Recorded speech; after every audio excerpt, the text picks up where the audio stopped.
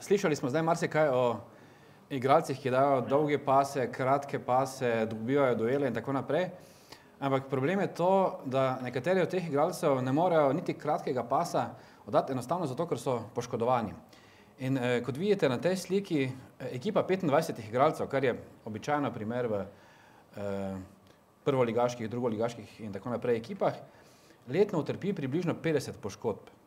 Kar pomeni, da je vsak igralec poškodovan približno dvakrat, seveda govorim v povprečju, in da je približno 15% ekipe ves čas odsotne zaradi poškodb. To je zelo, zelo velika številka in pravzaprav vsi, vi, trenerji, pravzaprav skupaj z zdravniškimi službami lahko vplivate na to, da je ta številka manjša.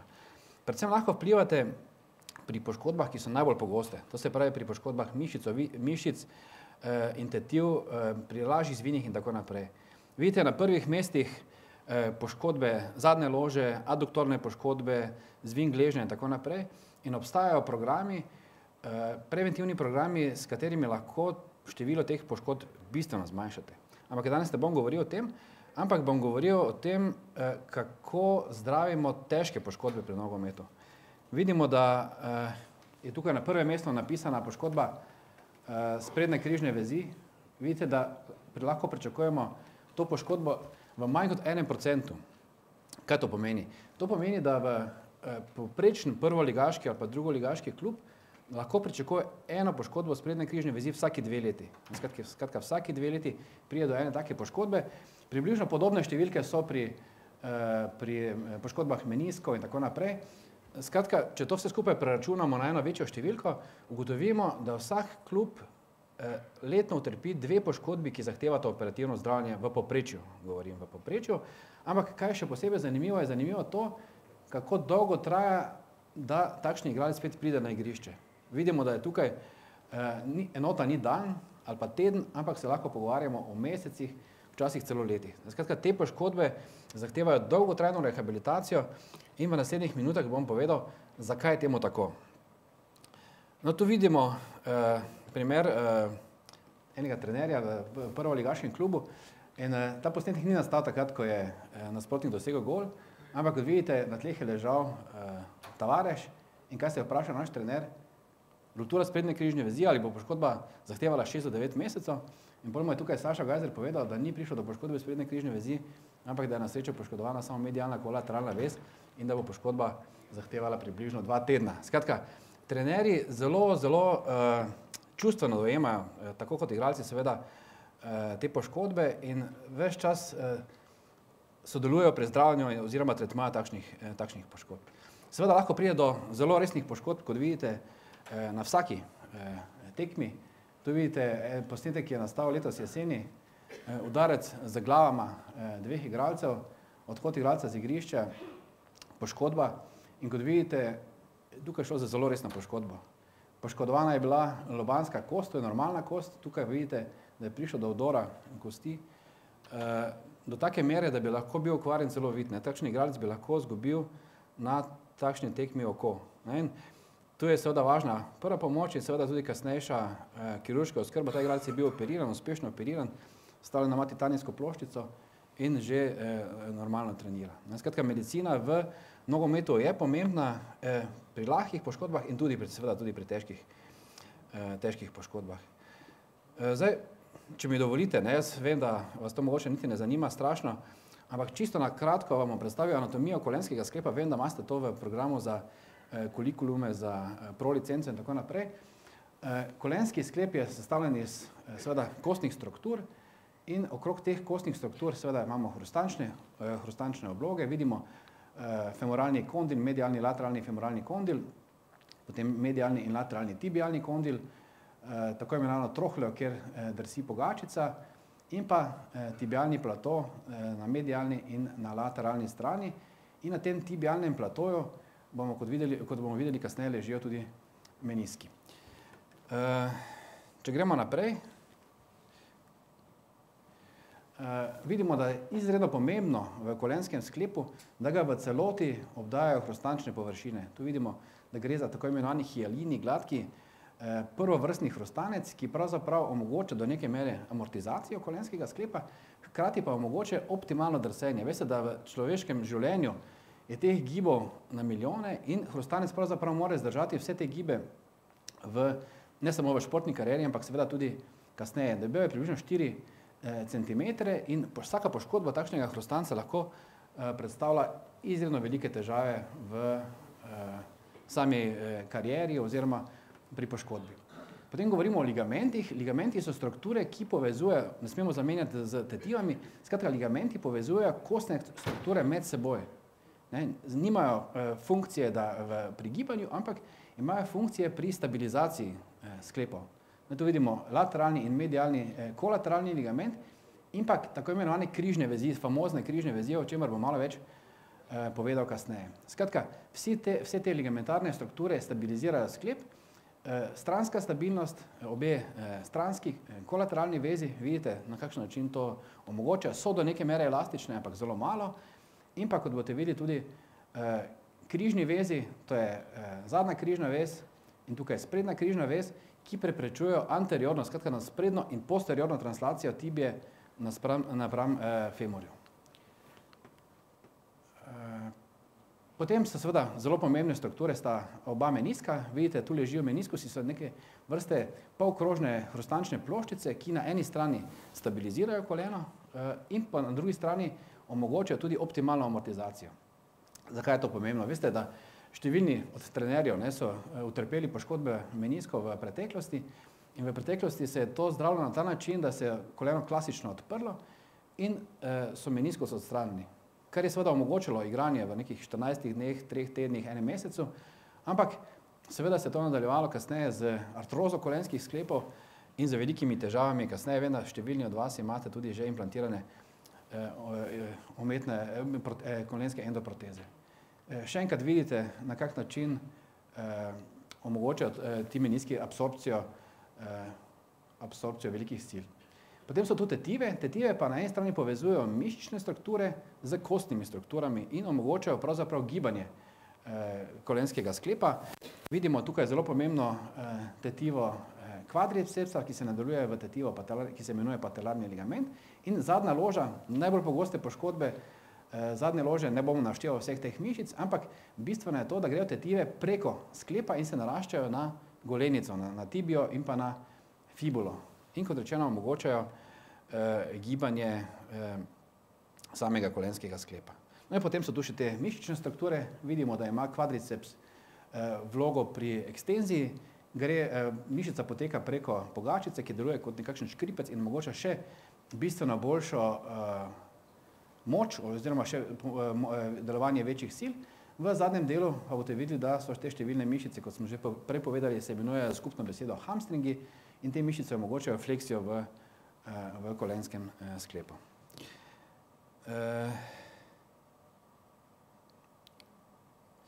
No, zdaj pa nekaj o sprednji križni vezi. Danes bom malo več povedal o sprednji križni vezi. Vsi ste se srečali za to poškodbo, bodi si sami, bodi si pri vaših igralcih. In kot vidite, to je ena struktura, ki povezuje femor z tibijo, dolga je približno 2 cm, sestavljena je pa iz več različnih snopov. Tu sta dva glavna, posterolateralni in anteromedialni. Bistveno pa je to, da ta tetiva ves čas ohranja napetost pri vseh gibih kolenskega sklepa, tako pri fleksiji kot tudi pri ekstenziji in zmore delovanje sile približno 1500 kPa. Skratka, 1500 kg sile takšna tetiva zdrži in pravzaprav mora priti do res nekega izrednega dogodka, da pride do poškodbe. No, to pa je tipični mehanizem poškodbe sprednje križne vezi. Pravzaprav so dva tipična mehanizma.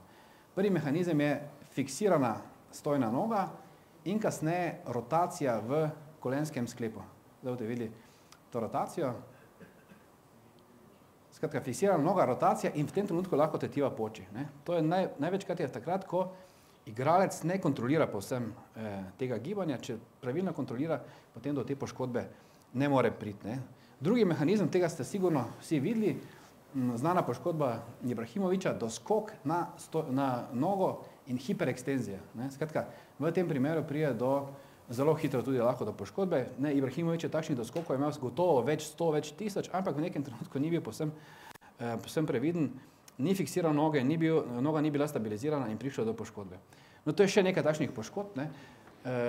Vidite, tipično, doskok, valgosni stres test, Pri košarkaših je to zelo, zelo pogosto.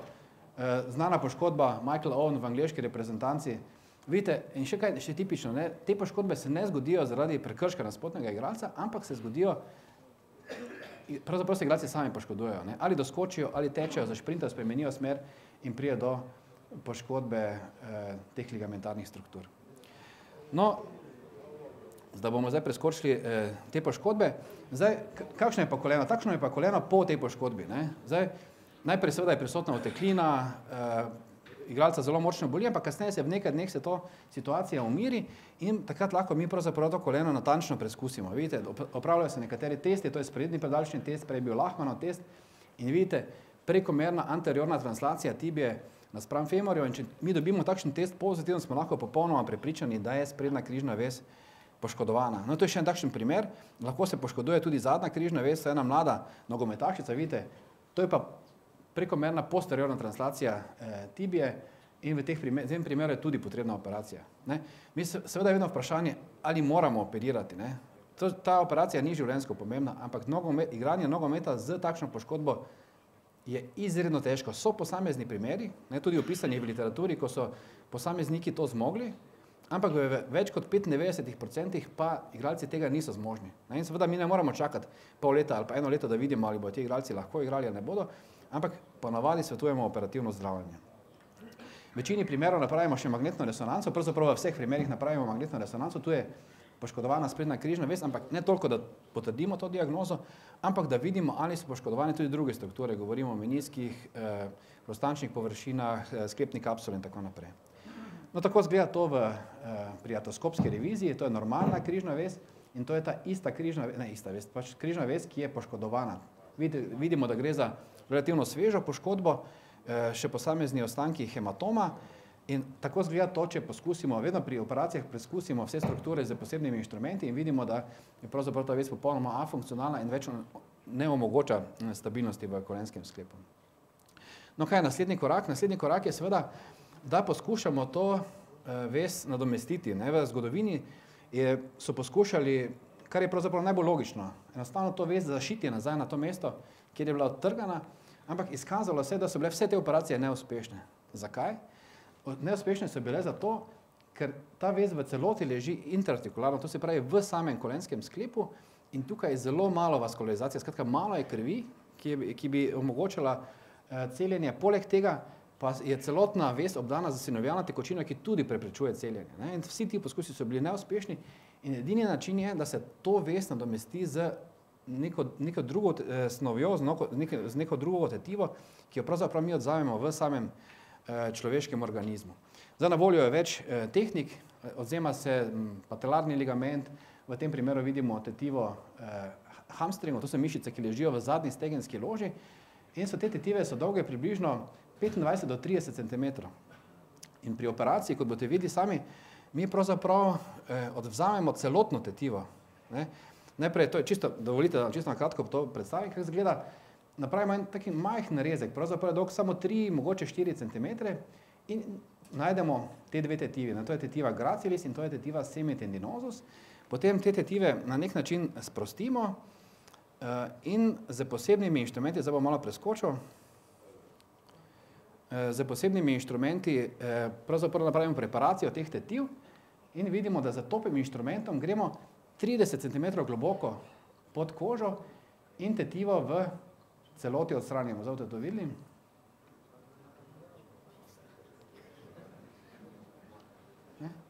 Vidite, skratka, tetiva je v celoti odstranjena in jasno je, če pogledamo na tej sliki, vidimo, da smo odstranili dve tetivi. Skratka, tetiva gracilis in tetiva semitendinosus in logično je, te tetive imajo neko funkcijo in tega se moramo zavedati pri rehabilitaciji.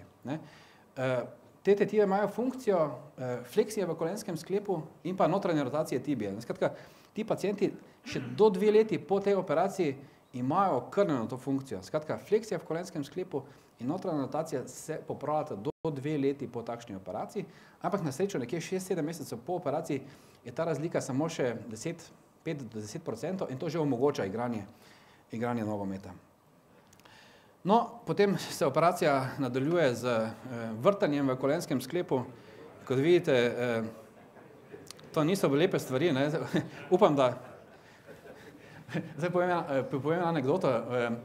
Lani za Martinovo sem operiral nekega pacienta, ki mu je bilo ime Martin. Pa sem rekel, igralec je bil nogometaš.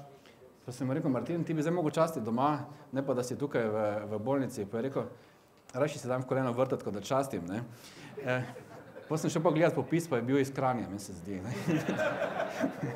Ni bil Mariborčan. Malo se hecam.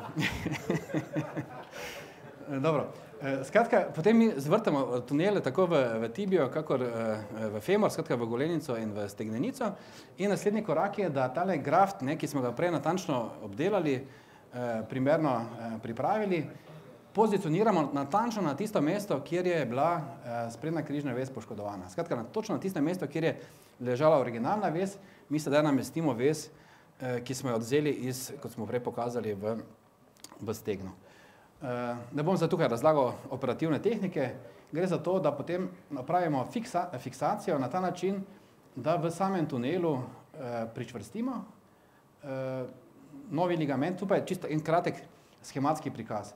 Skratka, zvrtamo tunel v tibiji, zvrtamo tunel v femorju in potem na nek način potegnemo v sam kolenski sklep, če gremo malo hitreje, skozi ta oba tunela z enimi posebnimi inštrumenti, vidimo tale inštrument, ima to eno vrvico, eno tako nitko in potem graft potegnemo skozi oba tunela in ga namestimo na točno pravilno mesto.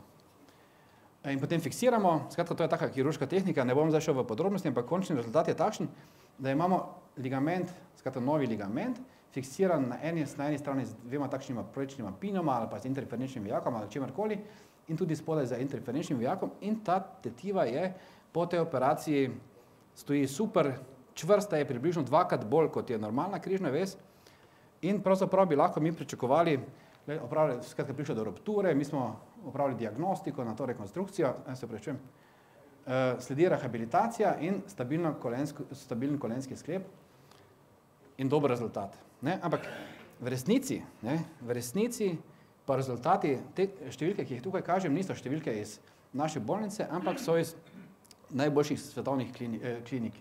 Vidite, da samo približno 50 do 65% igralcev, nogometašev se vrne na isti nivo, kot so bili pred poškodbo. Skratka, številka je relativno zelo majhna in pa vidite še enkrat, v približno 10 do 20% pride do ponovne poškodbe znotraj kratkega časovnega obdobja na isti strani in zanimivo tudi na drugi strani. Zakaj je temu tako, bomo malo več povedal kasneje, ampak tu vidimo tipične primere. Skratka, poškodba tega rekonstruiranega križnega ligamenta je zelo možna, skratka, verjetna in možna. Zdaj, kaj je prvi razlog slabim rezultatom? Seveda tu moramo potrkati na svojo vest zdravniki, ki to operiramo. Tu sem napisal, številka je pomembna. Znani podatek, recimo iz Amerike, da je približno 80% vseh teh operacij križne vezi opravijo zdravniki, ki letno operirajo manj kot 20 operacij. Skratka, imajo zelo malo izkušnje in to je en takšen primer. Mi zdaj v naši ustanovi imamo zelo veliko število pacientov, ki so bili že operirani nekje drugje in rabijo revizijsko operacijo. In tu je en taki primer ene 24-letne nogometašice, ki je prišla k nam v ambulanto in ni mogla kolena stegniti, do vsem je lahko samo stegnila kolena. Skratka, 20 stopinj tega kolena ni mogla stegniti. In tu je odgovor zakaj. Skratka, tunel, ki je bil postavljen v tibijo, je bil zgrešen za približno 1,5 cm. In kot vidite, tale šravf na tej strani je gledal na eni strani v sklep, na drugi strani pa iz kosti. Skratka, lahko si predstavljate, da je to popolnoma nemogoče, da bi to koleno bilo funkcionalno in bilo potrebno seveda odstraniti celoten presadek in operacijo praviti še enkrat na novo, če hočemo imeti dober rezultat. To je še en takšen primer, popolnoma napačen plasma tunela, napačno odzemno mesto transplantata, popustila je zgornja fiksacija in pa vrtali so z kiršnjeno božico, ki so za 20 cm pregloboko v kolenskem sklepu in se je potem še zlomila, če si predstavljate. Skratka, popolna katastrofa in tudi zelo težka revizijska operacija. Kaj pa je drugi razlog za relativno slabe rezultate? Drugi razlog je ta, da zelo veliko število zdravnikov, pa tudi fizioterapevtov, pa kondicijskih trenerjev ne upošteva biologije, ki se dogaja po sami operaciji. Biologija je tukaj pomembna na dveh koncih. Prvi konec je, da se mora tale novi presadek urast v kostno strukturo, tako v tibiji kot v femorju. In tukaj vidite to biologijo vraščanja, najprej tvorba hematoma, potem granulacijsko tkivo in tako naprej, ne bom šel v podrobnosti. In na koncu dobimo pravzaprav takole situacijo. Kostno tkivo, presadek in pa kolagenska vlakna, ki povezujejo obe strukturi. Ta proces je končan nekje po 3 do 4 mesecih in je pravzaprav relativno hiter. Vemo, da rehabilitacija traja najmanj 6 mesecev. Skratka, tu ni problem. Problem je drugi. Problem je ligamentizacija. Skratka, tisti del grafta, ki leži v samem sklepu, še enkrat, zelo malo žilnih struktur in pa problem sinovialne tekočine. In zdaj bom čisto na kratko vam predstavil, kje je tu glavni problem. Vidite, še enkrat, problem je ta del presadka, ki leži intraartikularno v samem sklepu. In kot vidite, pa kot sem prej povedal, je ta sprva zelo, zelo močen. Sile, ki lahko delujejo tukaj, so lahko 2-krat večje kot pri normalnem graftu.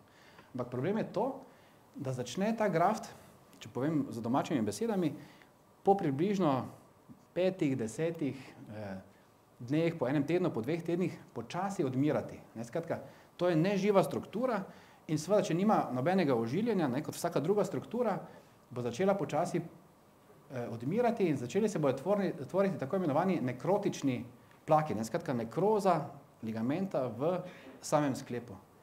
In tale proces nekrotizacije celotne tetive poteka od 1 tedna po operaciji do 3, 4, celo 5 tednov po samem operativnem posegu. Na srečo pa se začnejo najprej iz sinovialne tekočine nabirati, bi rekel, celice, ki pa omogočajo tvorbo kolagenskih vlaken, to so tako imenovani fibroblasti, iz katerih se tvorijo kolagenska vlakna in ta vlakna počasi začnejo preraščati ta ligament.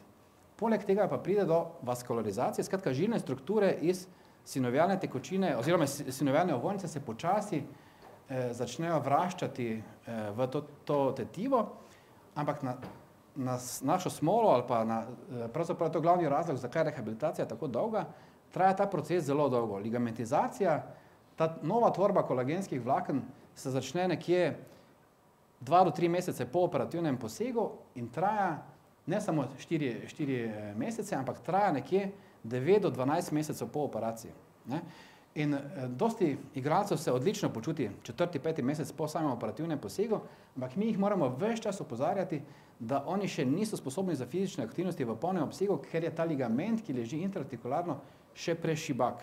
In dosti krat jih zanese, grejo preko mere in pride do te ponovne poškodbe. Seveda pa razlika, ali imaš ti igralca starega 19 let ali pa 18 let, ali pa imaš ti igralca starega 35 let. Pri 35 let starem igralcu je to še veliko počasneje. Skratka, biti previdni pri takšnih poškodbah. No, so posebni kriteriji, da se za magnetno resonanco se da ugotavljati zrelost teh presadkov in pravzaprav bi to moralo biti osnovni protokol tudi, da mi z magnetno resonanco ugotovimo, ali je ligamentizacija že potekla do konca ali ne.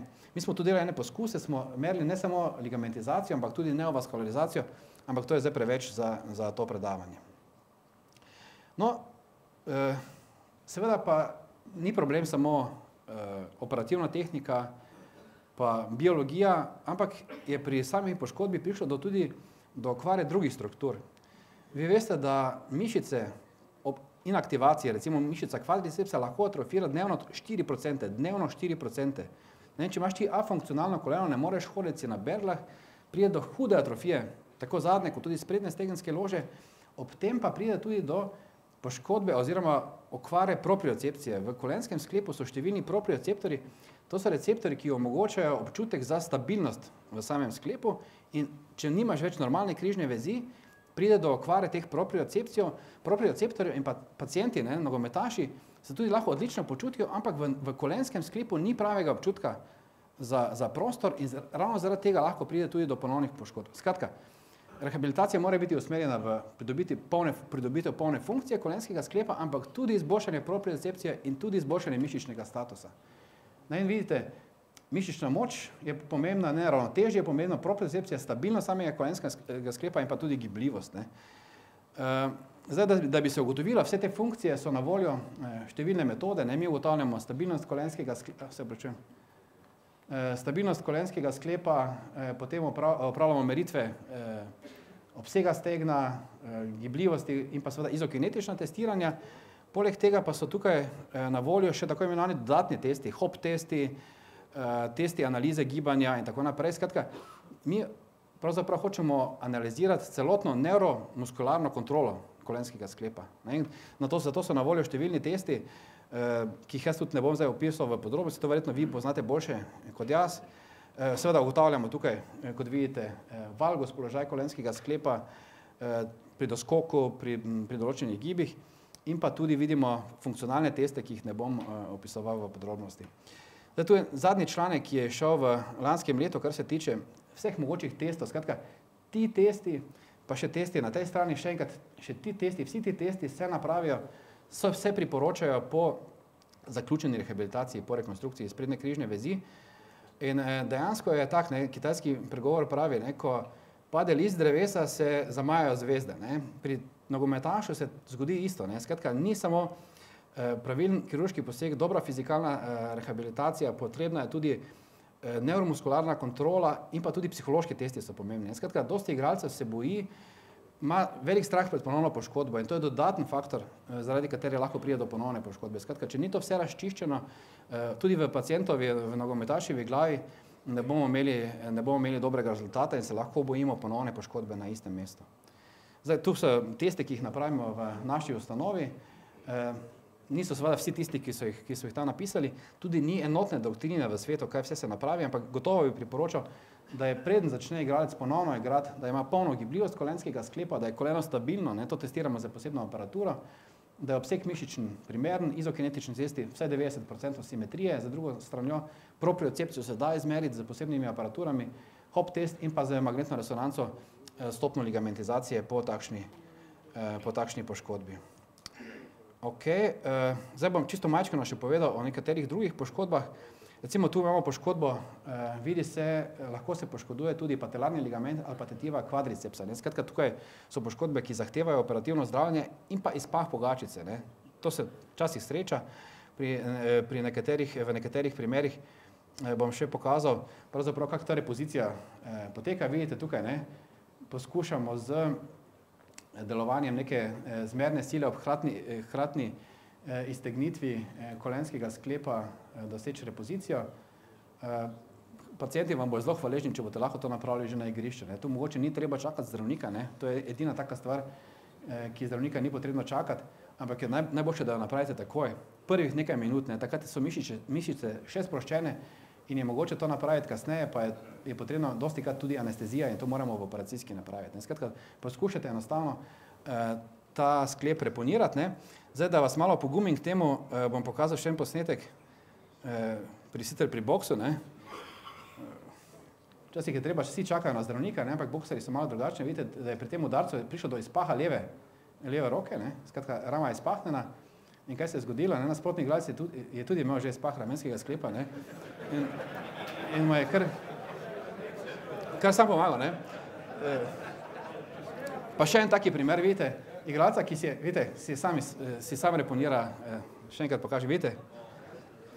Skratka, tisti, ki so utrpeli že več izpahov, so že sposobni sami naravnati ramenski sklep in na ta način spet omogočiti normalno funkcijo. Nekaj še o poškodbah meniskov. Vidimo, da so meniski relativno bolj pogosto poškodovani kot pa križne vezi. Tu imamo nekaj tipičnih mehanizmov. Ne bom zdaj razlagal v podrobnosti biomehaniko. Te poškodbe so manj krute kot pa poškodbe sprednje križne vezi, ampak vendarle so pomembne. Zdaj pa, kaj se tiče funkcije meniskov, rekli smo, da so to take polkrožne lunice, hrustančne, ki ležijo v kolenskem sklepu in zagotavljajo stabilnost in pa amortizacijo.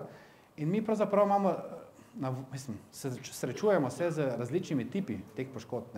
Lahko je raztrganina takšna, lahko je takšna in v nekaterih primerih je mogoče šivanje meniskov, v nekaterih primerih pa mi odstranimo delček meniska. Recimo v tem primeru bi odstranili ta delček meniska, ki skače v sklep, odstranili približno 15% meniska in to še omogoča zadostno funkcijo v kolenskem sklepu. Ne? V starih časih, kot rečeno, so odstranili pri taki poškodbi celotni meniskus, ne?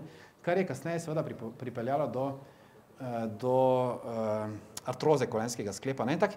Na takšen način pa zdaj operiramo. Ne? Skratka, celotne operacije se izvajajo artroskopsko, z posebnimi inštrumenti in mi pravzaprav ta meniskus, ki bi sicer promeniral v sklep, ki bi povzročal inkarceracije, zaskoke in tako naprej, na nek način fiksiramo z enimi takimi posebnimi inštrumenti, z takimi posebnimi sidarci in ta celotni poseg, vidite, ni tako krvav, kot je rekonstrukcija sprednje križne vezi, ampak je na nek način eleganten in omogoča relativno hitro operacijo. Ne? Problem pa je to, jaz sem ravno prejšnji teden sem operiral enega pacienta, nogometaša tudi, ki sem ga med samo operacijo sem mu povedal, da je prišlo do poškodbe meniska in da je mogoče šivanje in hkrati, da je mogoča delna odstranitev meniska. In sem ga vprašal, kaj želi.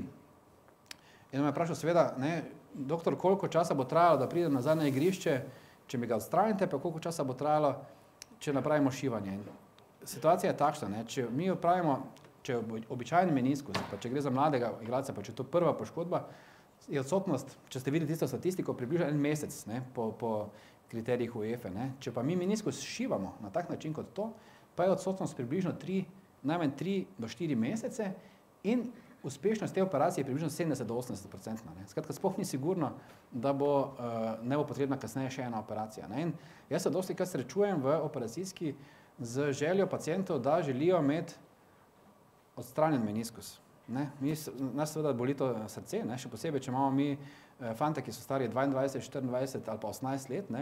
In si to želijo. Ne? Ampak v tem primeru pravzaprav ne moremo kaj dosti drugega napraviti, kot da pač upoštevamo željo pacientov. Ne? In potem, če seveda ta meniskus odstranimo, ne? Pa prije potem kasneje do takšnih le sprememb. Ne? To je 5 let po operaciji, ne?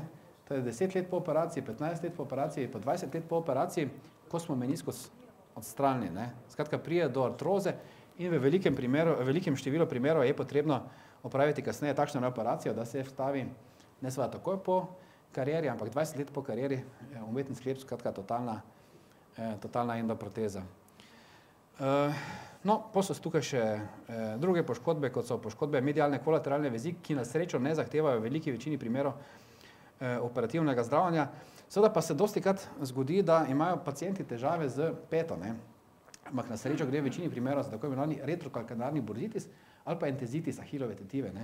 Ampak to je situacija taka, ne? Enostavno je potrebno prekiniti z aktivnostjo, opraviti ekstenzivno fizikalno terapijo, vendar v določenih primerih, jaz tudi govorim to iz lastne klinične prakse, pacienti prvo zelo kasno, nogometaši zelo kasno povejo, da ima sploh težave, zanikajo poškodbo, hočejo igrati in tako naprej in kasneje se poslužujejo tudi kortikosteroidnih injekcij. Ne?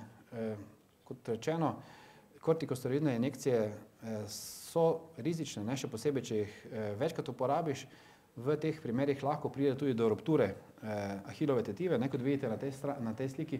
In v tem primeru je seveda operacija potrebna in po operaciji je najmanj 6 do 8 mesecev rehabilitacije. Skratka, izogibajte se kortikosteroidnih injekcij, če je to le mogoče, tega svojim igralcem ne svetujte brez kontrole zdravnika. Uporabljamo različne teleoperativne tehnike, ne bom šel v podrobnosti, ampak na slikah so nekatere prikazane. Potem so tu še stresne frakture, ki so relativno redke v profesionalnem nogometu, ampak se z njimi srečujemo. To je stres fraktura tibije. Skratka, vse stojne kosti, skratka, kosti, ki prenašajo veliko silo, so lahko stresno zlomljene. Skratka, ne zaradi ene travme, neke hujše delovanje, hujše sile, ampak zaradi številnih ponavljajočih se mikrotravm. To je en igralec, ki igra sedaj v naši državni reprezentanci, ki je utrpel stresno frakturo tibije in je bil tudi uspešno zdravljen. Dosti bolj pogoste pa so frakture 5. metatarzalne kosti. To ste vsi gotovo že se s tem srečali. Tudi mi se s tem relativno pogosto srečujemo. Vidite, da so te poškodbe najpogostejše, daleč pogostejše od vseh ostalih v profesionalnem nogometu. Zanimivo je pa, da v večini primerov ne gre za akutno travmo, ampak tudi v večini primerov za stresne poškodbe. Skratka, če jemlješ natančno anamnezo, vidiš, da je večina igralcev, ki je utrpela zlom kasneje, predtem imela neke znake. Skratka, rekli so, boli me malo ta stopalnica, nekaj ni v redu in tako naprej. In tu je treba biti pozorni, kot trenerji, bodite pozorni, pošljite takšnega igralca na slikanje, ker če tega ne boste napravili, lahko pride do frakture te stopalnice. In seveda v takšnem primeru pa zdajšnja doktrina pravzaprav priporoča dokaj enoglasno ne konzervativnega zdravljenja, ampak v večini primerov operativno zdravljenje. Ne. V tem primeru bodisi upravimo fiksacijo z posebnimi vijaki, včasih moramo napraviti neke druge vrste posegov, skratka, da zagotovimo stabilnost sklepa in pa kasnejšo primerno rehabilitacijo. Včasih se poslužujemo tudi tega, da dodatno obložimo mesto zloma z spongiozo, ampak to so že finese, ki pravzaprav presegajo nivo tega predavanja. Pravzaprav bom jaz zdaj na tem mestu zaključil. Lepo se vam zahvaljujem za pozornost in želim čim manj poškodb vašim igralcem.